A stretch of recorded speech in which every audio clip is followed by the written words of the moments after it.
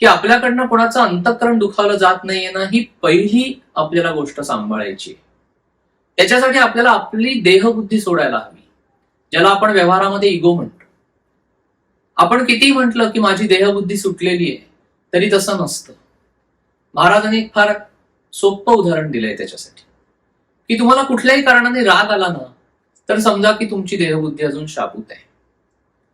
मग ह्याचं दिवसभर अवलोकन करायचंय. आपणच आपल्याकडे त्रयस्थ दृष्टीने पाहायचंय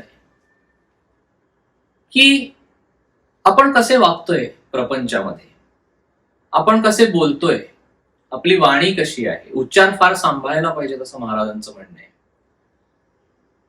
आपण लोकांशी वागताना असा एक भाव मनामध्ये असतो आपल्या, की आपल्याला लोकांनी वाईट म्हणू नये कोणी.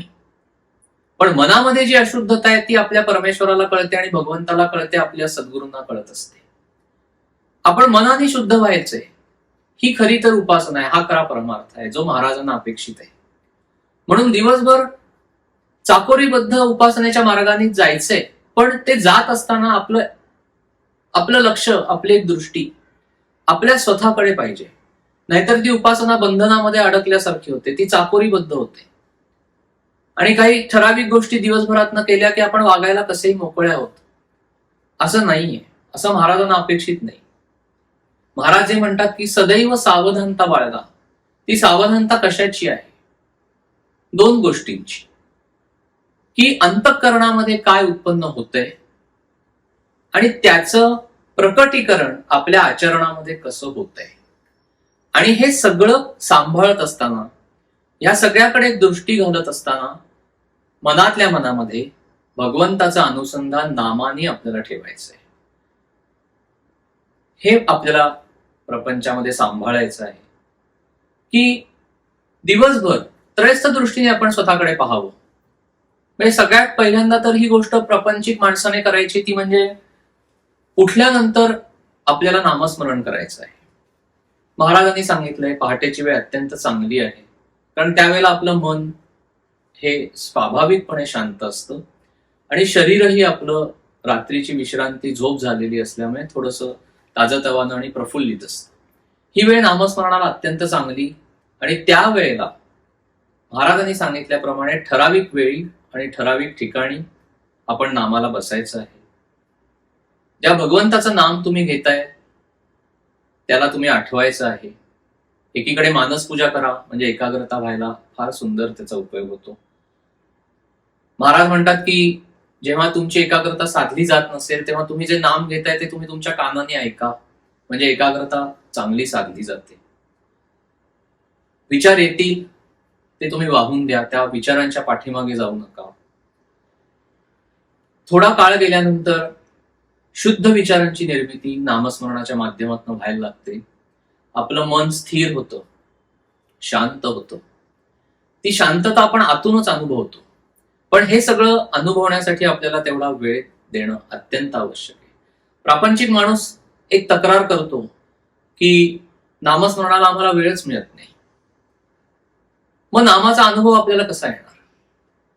बाकी प्रपंचातल्या सर्व गोष्टी करत असताना आपण वेळ काढतो, मुद्दामून काढतो, कारण त्या व्यवहाराशी निगडीत असतात. पण परमार्थ हा जगाच्या प्रवाहाच्या विरुद्ध पोहण्याचा मार्ग आहे. त्याच्यामुळे तुम्हाला जगाच्या प्रवाहाच्या विरुद्ध पोहताना दमछाकी होणारच आहे. व्यवहार आणि परमार्थ, प्रपंच आणि परमार्थ हे दोन्ही साधताना आपली दमछाक होणार आहे, पण आपला सद्गुरूंवर पूर्ण भरोसा पाहिजे, पूर्ण निष्ठा पाहिजे.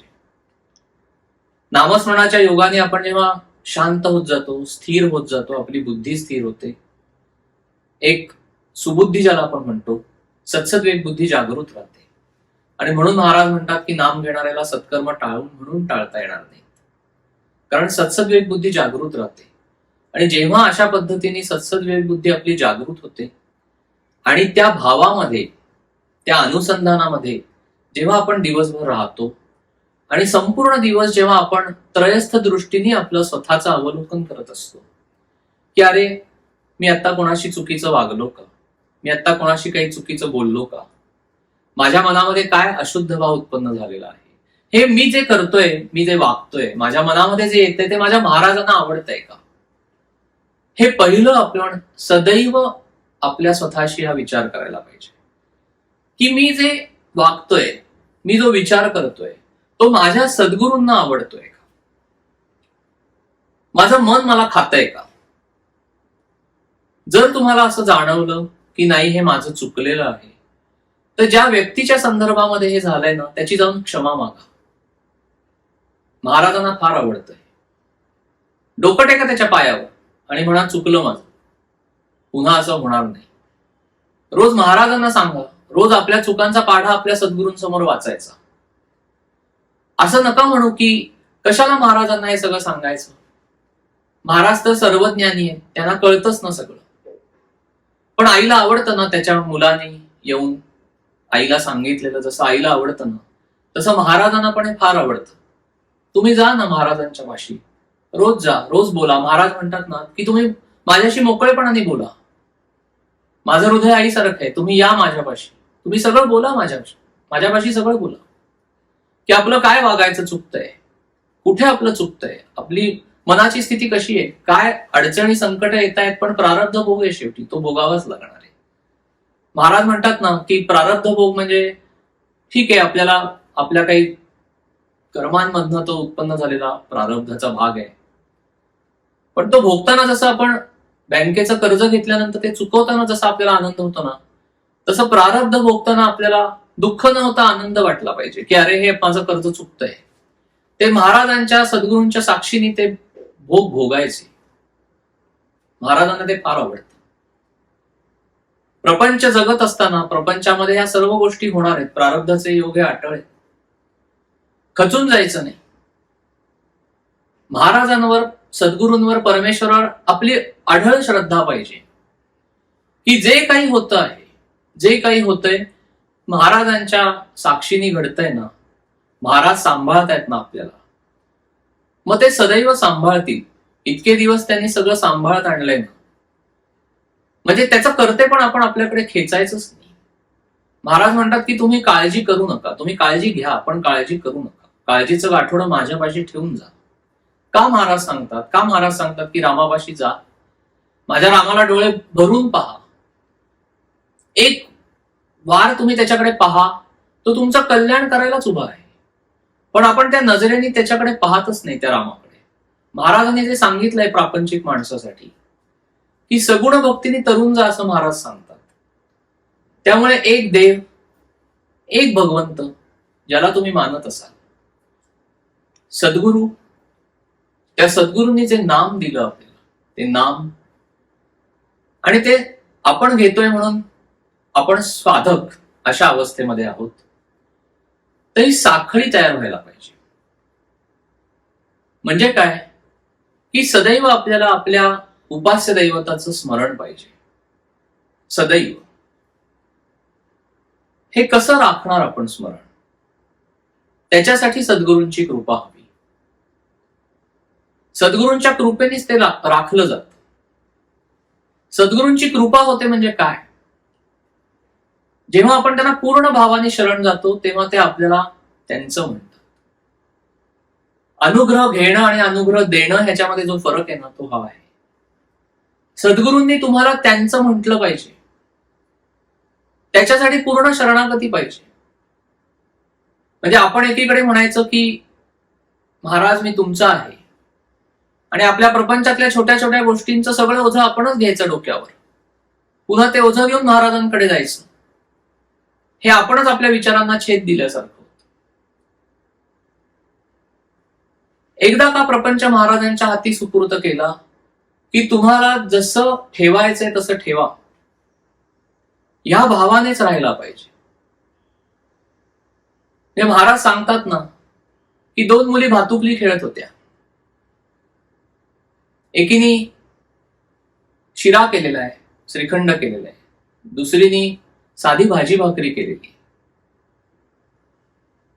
तो शिरा जसा भूक भागवायला उपयोगी नाही, तशी ती भाजी भाकरी पण उपयोगी नाही. दोघींचाही प्रपंच जसा असत्य आहे, हे पहिलं आपल्याला लक्षात ठेवायला पाहिजे.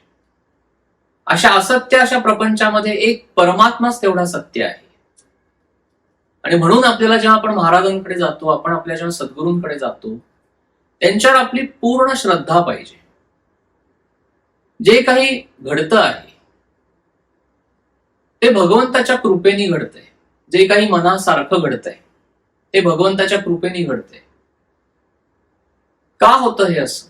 आणि एखादी गोष्ट मनाविरुद्ध घडते त्याला महाराज म्हणतात तुम्ही ती भगवंताची इच्छा आहे असं माना.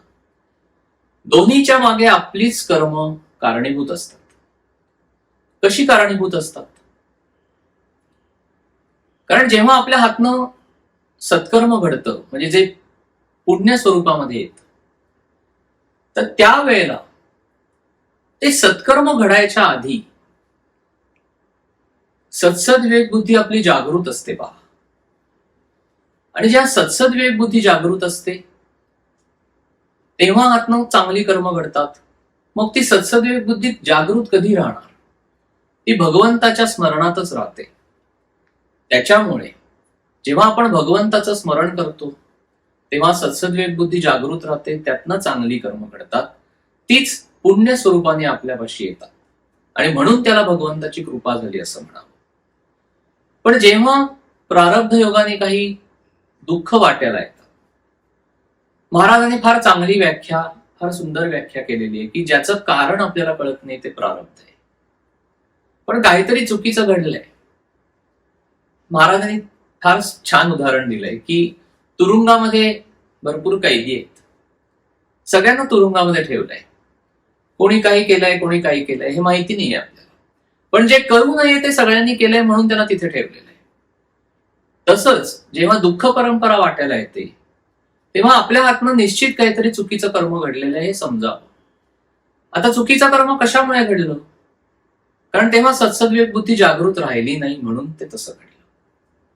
मग सत्सद्विवेक बुद्धी का जागृत राहिली नाही? कारण आपल्याला भगवंताचं स्मरण राहिलं नाही. आणि म्हणून नाम घ्या, नाम घ्या हे महाराजांनी जे कळकळीने उपदेश केलाय ना तो त्याच्यासाठीच केलेला आहे की तुम्ही फक्त नाम घ्या, सगळं बाकी भगवंतावर सोडून द्या. तो कल्याण करायला उभाच आहे. कारण तुम्ही नाम घेत गेलात की तुमची सत्सद्विवेक बुद्धी जागृत राहणार, तुमच्या हातनं चांगलं कर्म घडणार आणि तेच चांगल्या फळाच्या रूपाने तुमच्या समोर येणार. जे प्रापंचिक माणसाला महाराजांनी इतक्या सुंदर पद्धतीने समजावलंय की तुम्ही नामाचं साधन करा, तुमचं मन स्थिर राहील, तुमची सत्सद्विवेक बुद्धी जागृत राहील, तुमचं अंतःकरण शुद्ध होत जाईल. शुद्ध अंतःकरण झालं की शुद्ध विचारांची निर्मिती होते. जेव्हा आपल्या मनामध्ये शुद्ध विचारांची निर्मिती होते तेव्हा त्याचं प्रकटीकरण चांगल्या आचरणामध्ये घडतं, सदाचरणामध्ये घडतं. आपल्या देहबोलीमध्ये, आपल्या नजरेमध्ये प्रेम येतं, आपल्या वाणीला गोडवा येतो, आपल्याला सगळ्यांविषयी आपल्या मनामध्ये भगवत भाव उत्पन्न होतो. द्वेष करणं माणूस सोडून देतो. साधनी माणूस हा द्वेष करत नाही पहा. त्याचे सगळे विकार, त्याच्या मनामधले असलेली मत्सरग्रस्त भावना, त्याच्या सर्व तऱ्हेच्या वासना या हळूहळू हळूहळू क्षीण होत जातात. आणि हाच त्याचा खरं तर उपासना मार्ग आहे. हेच त्याला साध्य करायचंय. हाच भाव सगळा त्याला भगवंतापर्यंत नेऊन पोहोचवणार आहे. आणि हे सगळं करत असताना एक वेळ अशी येते की आपल्याला आपले सद्गुरू भेटतात. सद्गुरू भेटल्यानंतर आपल्याला खरी भगवंताची ओळख होते. आपल्याला सगळ्यांनाच नामदेव आणि विसोबा खेचरांची गोष्ट माहिती आहे की नामदेवांचा आणि विठ्ठलाचा संवाद होता.